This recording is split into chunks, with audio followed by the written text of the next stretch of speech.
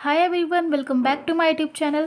तो आज मैं आपके लिए लेकर आई हूँ video related to exams query, क्योंकि आप लोग कमेंट सेक्शन में बहुत सारे क्वेश्चंस पूछते रहते हैं कि कितने क्वेश्चंस के लिए हमें कितने पेजेस को फिल करना है और कितने मार्क्स का कौन सा क्वेश्चन होता है, etcetera etcetera. So let's get started. तो सबसे पहले हम ये जानते हैं कि हमें कितना टाइम अलॉट होता है। तो टाइम आपको दिया जाता है 3 आवर्स। ये हम सबको पता है, चाहे कितने भी बड़ा एग्ज़ाम हो, हमें 3 घंटे दिए जाते हैं पूरे एग्ज़ाम को, क्वेश्चंस को सॉल्व करने के लिए। ठीक है, अब उसके बाद क्या होता है कि कितने मार्क्स का होता है। तो देखिए, हमारा कॉलेज में 2 तरीके से मार्क्स अलॉट किए जाते हैं। पहला इंटरनल होता है हमारा, एंड उसके बाद होता है हमारा एक्सटर्नल। ठीक है, अब क्या होता है, हमारा इंटरनल कितने मार्क्स का होता है 25। ठीक है, ये आपको कॉलेज अलॉट करता है। अभी किस बेसिस पे होता है, ये होता है आपके असाइनमेंट्स। ठीक है, और आपके असाइनमेंट्स हो गए, आपकी अटेंडेंस हो गई, क्योंकि 75% जो अटेंडेंस होती है वो अब तो मस्ट हो गई है कॉलेज में, भले ही आप लोग जाएं ना जाएं। एंड उसके बाद आपके इंटरनल होते हैं, तो आपके असाइनमेंट, अटेंडेंस, और उसके बाद आपके ना एग्ज़ाम्स होते हैं, इंटरनल एग्ज़ाम्स। ठीक है, इन्हीं 3 बेसिस पे आपको मार्क्स अलॉट किए जाते हैं इंटरनल के। ठीक है, अब टोटल कितना होता है हमारा, टोटल देख लेते हैं पहले इन दोनों को ऐड करके। तो टोटल होता है हमारा 100 मार्क्स। कितना होता है, 100 मार्क्स। ठीक है, अब देखो 75 और 25 कितना हुआ, ये 100 मार्क्स। ठीक है, सारे सब्जेक्ट का जो होता है वो 100 मार्क्स का होता है। ठीक है, तो अभी 1 मार्क्स का कितना होगा, यहाँ पे कितना हुआ, 75 का एक्सटर्नल होता है हमारा। ये हम सबको पता है कि 75 मार्क्स का अब हमें एक्सटर्नल देना है सारे सब्जेक्ट्स का। अब इसके अंदर हम जानते हैं कि एक्सटर्नल में हमें कितने क्वेश्चंस अटेम्प्ट करने रहते हैं, कितने मार्क्स के लिए कितने पेज फिल करने रहते हैं। क्योंकि मैं अभी अपने सीसेस यूनिवर्सिटी से हूँ, तो मैं आप लोगों को बता सकती हूँ कि कितने पेज फिल करने रहते हैं कितने मार्क्स के लिए। तो देखो, अगर हम एक्सटर्नल के 75 मार्क्स की बात करें, ठीक है, तो अब ना हमें यहाँ पर अपने 3 सेक्शंस को अटेम्प्ट करना रहता है, सेक्शन ए, बी एंड सी। अब सेक्शन ए में कितने मार्क्स के क्वेश्चन आते हैं, तो सेक्शन ए में ना 3 मार्क्स के क्वेश्चन होते हैं, 5। ठीक है, 5 क्वेश्चंस होते हैं 3 मार्क्स के। 3 इंटू 5 इजिकल्स टू 15। 15 का आपका होता है सेक्शन ए, और इसमें 5 के 5 क्वेश्चंस जो होते हैं वो आपको अटेम्प्ट करने ही करने हैं, यानी कि वो मस्ट रहते हैं। ठीक है, अब हुआ हमारा सेक्शन बी। सेक्शन बी हमारा 15 मार्क्स का होता है।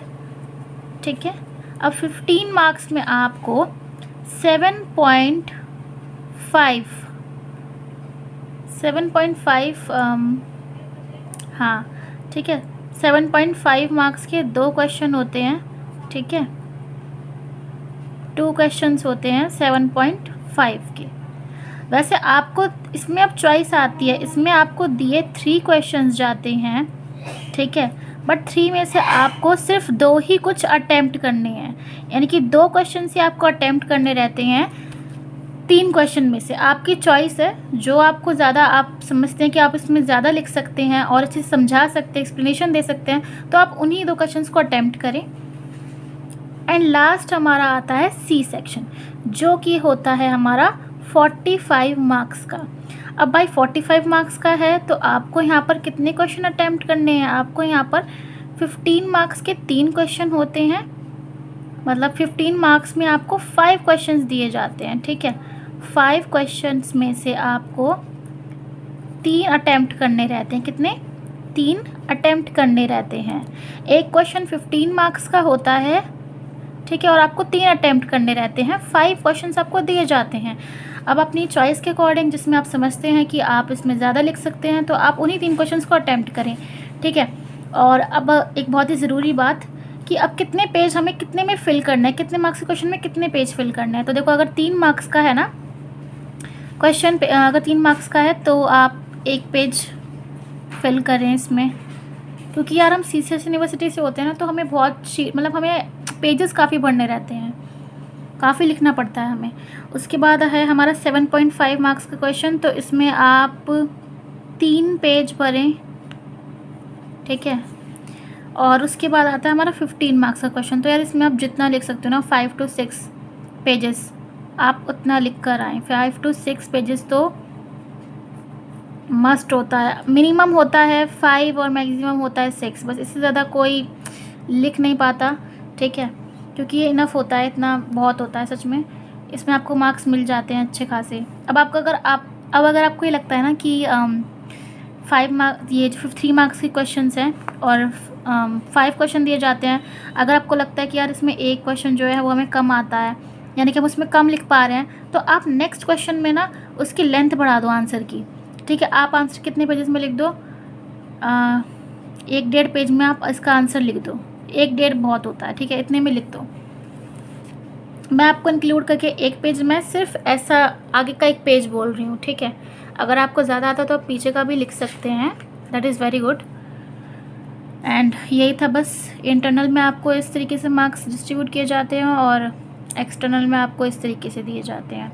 और हाँ यार, एक बहुत ही बड़ी गलती जो मैंने अपने फर्स्ट ईयर में की थी वो ये थी कि टाइम मैनेजमेंट मेरा नहीं रह पाया था। यानी कि अगर आप टाइम को देखते हुए आप अपने आंसर की स्पीड रखें, टाइम मैनेजमेंट, क्योंकि 3 घंटे आपको दिए जाते हैं, तो आप कोशिश करें कि ये वाला जो सेक्शन होता है आप इसको आधे घंटे में निपटा दें। उसके बाद, क्योंकि इसको तो ज़्यादा टाइम चाहिए होता है, तो इसको कम से कम 1-1.5 घंटा चाहिए, बाकी का जो बचा वो आप इसको दें। जल्दी जल्दी लिखें और अपने ना सारे क्वेश्चंस को अटैम्प्ट किया करो। ऐसा होता है कभी कभी हम पास होने के लिए ही सिर्फ करते हैं, आंसर्स देते हैं ताकि बस हम पास हो जाएं, बट आप सारे क्वेश्चंस को अटैम्प्ट करो सो दैट आप अच्छे मार्क्स गेन कर पाओ। बस आज की वीडियो में बस इतना ही। वीडियो अच्छी लगी तो वीडियो को लाइक, शेयर, कमेंट और चैनल को सब्सक्राइब करना बिल्कुल ना भूलें। Thank you for watching. और अगर कोई क्वेरी हो तो कमेंट में ज़रूर बताएं।